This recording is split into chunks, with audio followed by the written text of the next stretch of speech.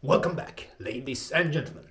We are now here in the basement photo processing lab. We're going to be processing a couple of rolls of film I shot this summer. I don't know which one they are because I have more than those I'm thinking about. Black and white film, so yeah, let's get to it. First and foremost, we're going to get all the shit that's not supposed to be in here out of the way. For example, this here Gambison with chainmail on it.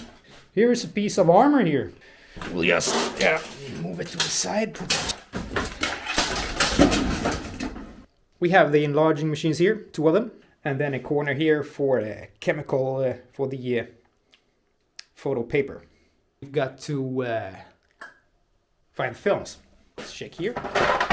And so here are several shot rolls of this 3 here. I'm gonna show you how to open one of these up, put them on one of these rolls, so that you can put it in the Pedersen tube and then do the processing of the film roll. So we're ready to open the canister. And to open it, you can use like a bottle opener, something like that would be good. There is special tools for opening these, but yeah, you know, I don't got one, so I'm just gonna use the scissors. Now, you're not supposed to do this in a bright room. It's supposed to be completely dark or else you ruin the film. But this is some Kodak 35mm color print film that I took out from an old camera I bought. So let's open this one up to show you.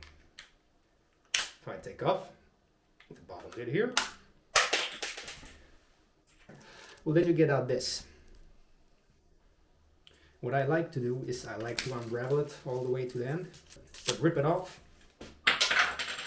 trim it.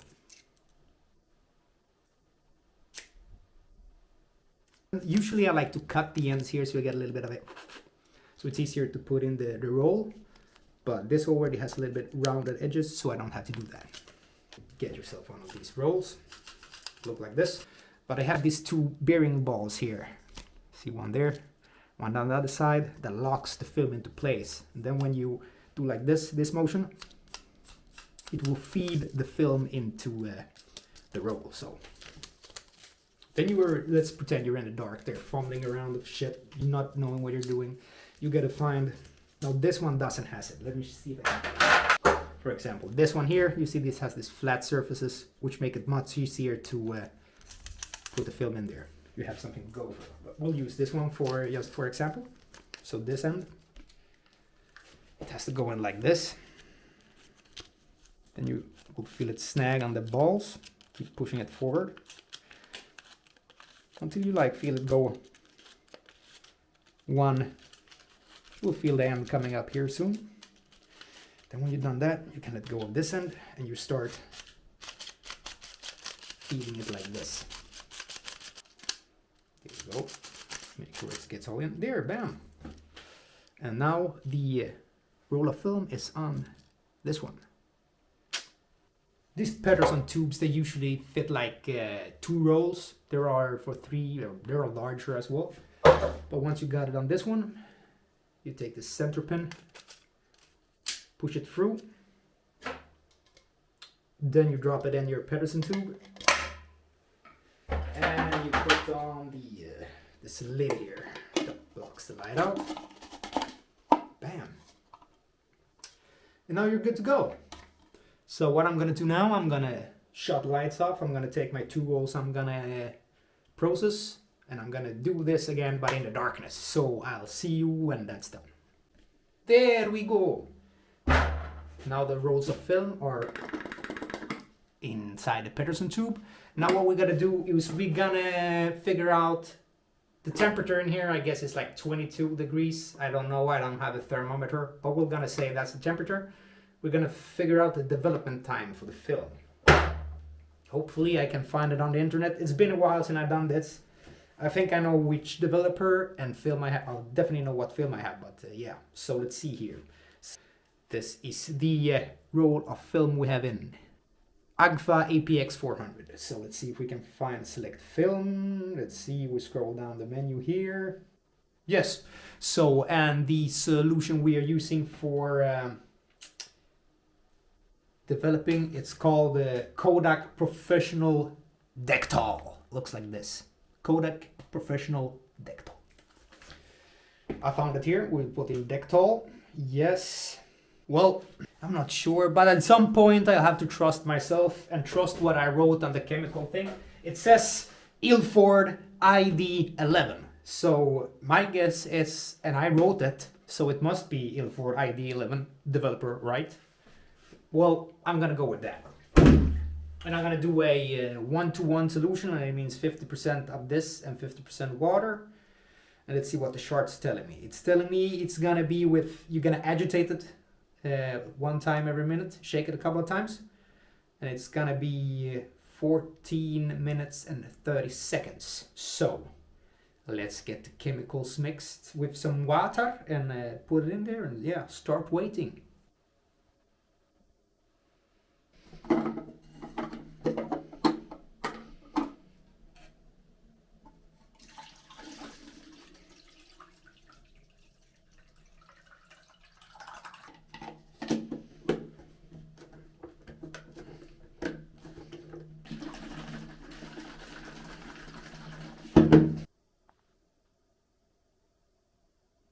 Now we just have to wait and shake it once every minute.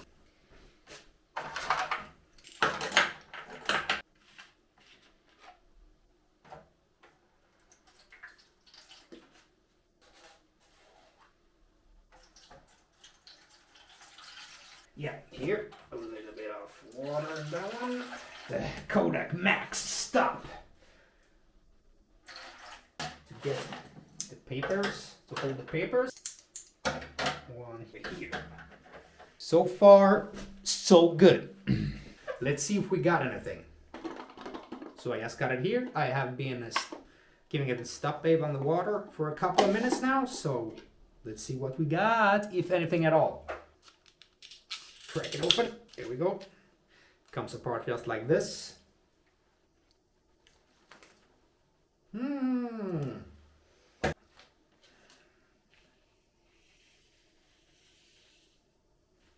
Yeah, definitely got some images here. Let's hang it up to dry and we'll see what it looks like.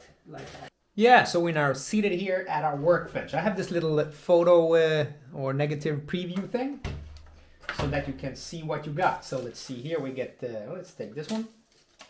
See what we have in here. Yes, perfect. So this is a good thing to have, just to get an idea of what pictures you have. Oh yeah, now I know. But for now we'll do a couple of the other ones. And I don't know if you're gonna be able to see anything at all here when we get going, but hopefully you will. Do this size. For starters, this is a good size. Okay, 10.5 times 14.8 centimeters. This paper here is probably already like 25, 30 years old, so we'll use this up before we get to the new stash. Welcome to the red room. Yeah, for obvious reasons we can't have the usual light in here because, you know, you will fuck up the entire photo thing process. So I'll point that one over there. I guess you can see me well enough. So let's get to it then. So yeah, I have my, so hopefully this red lights won't interfere with the paper. Here's my timer that I need to put the time. We'll put it for 5 seconds there. Then here you can see I turn off the timer, and this projects the image on the easel here. Then we take out this, open this up. We take the negatives we want. We'll put it in here just like that. Put it back into the machine. There we go.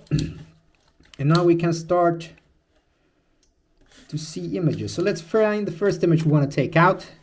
Hopefully you can see there, but yeah. This is a picture of 2 doves that I used to have in my boat in a cage. So now we'll use this thing here. I hope you can see it in the darkness. But this is a grain finder. Use it to find the grain in the picture, and that way you know you got the sharpest image. Then from the photo paper I'm gonna use, I have cut out this test strips. What I do with this is I put it in here.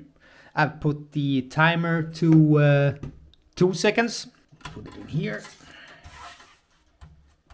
Just like that. Like that. So I have a book here now. Then I cover a piece of this photo paper and I press the timer button. So it exposes 2 seconds. I'll move it. Do it again. Now we can put this strip in the developer, and then we can calculate from that how long we want to develop, expose the paper underneath the machine. So let's put it in the developer. Anything, hopefully it shows up. It's a little bit like black magic, this. There we go, shove it in there. Yeah, then you just have to wait. There we go, there it starts coming. So I put the photo papers back in its dark out bag and the box so we can turn the light on here so we can inspect the... So let's check our test strip out here then. Then you can see the exposures here. So it's from here it's 2 seconds, 4, 6, 8, 10, 12 and 14 second exposure time. And I think I'm gonna go with that one. So 8 seconds. I think I'll get good contrast with that. Let's do the bird picture in 8 seconds. I'll dial this one up to 8 seconds. 5, 6, 7, 8. There. We'll expose that. See that we have it centered in the easel where we want to have it. More or less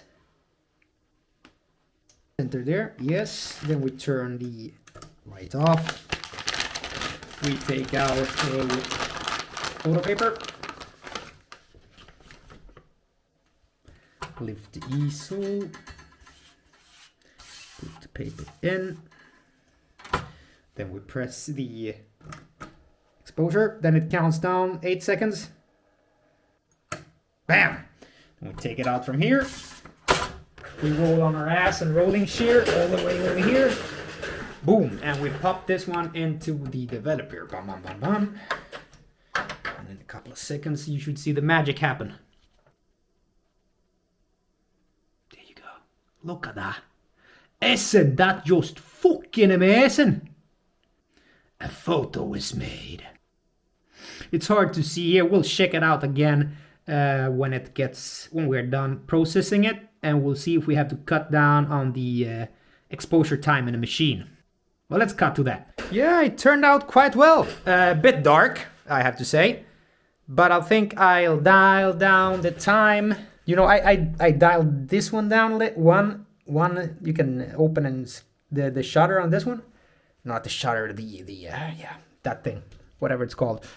But I think I down this 1 second to 7.5 seconds.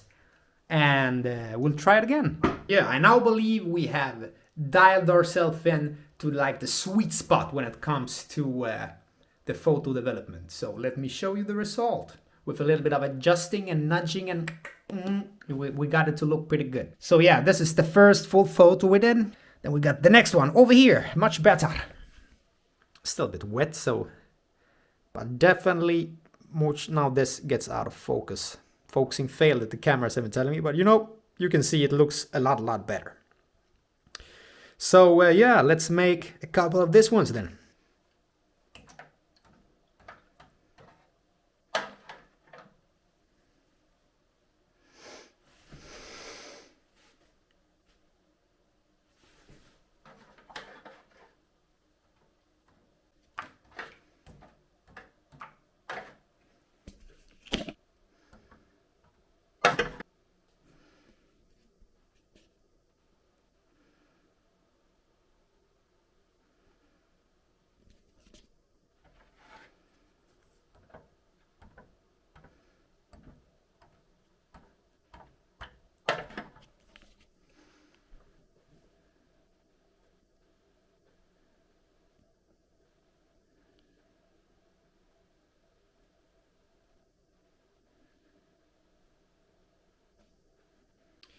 Dark room is fantastic. Yeah, it's really fun. I can recommend it for anybody. But let's take a look at the pictures we made so far. So we have one here is Kitty Meet the Cat crossing a bridge from the boat to land. The two dove pictures there. Picture of my boat home about a year ago. No, maybe a year and a half, something like that. Looks good, looks good. And then a picture of the Roninka, like running on a bridge in the harbor. Very nice, very, very nice. Just for test, so you would get an idea of what photos look like. But this was not the rolls I wanted to develop. This was just a random picture from the camera I was testing. It was not the ones I was looking for. I was looking for the one from the medieval festival this summer. I don't know. This is. Could it be this one? I'm not sure. Could be, but I don't think so. I also have another 120mm film at home that I'm gonna develop. I didn't bring that with me, unfortunately. But if you don't know what that is, this is 120 film. Looks like this. Comes in a package like this. It's a bigger format. I can show you the camera that corresponds with that. This is a pretty cool camera, actually. Let's see, it's on the 7th image. You can see there it says number 7 when you open the little hatch at the back. And I think there is like 12 pictures to one of these rolls. But yeah, check this out. I'll press this one. Oh yeah, how sweet and lovely isn't that? Let's do it from the side. Oh, so nice. Very nice. Takes very nice pictures, this ones, even though they're old. It says 25 on this Pentax. I don't know where's the film in it. Yeah, there's film in it.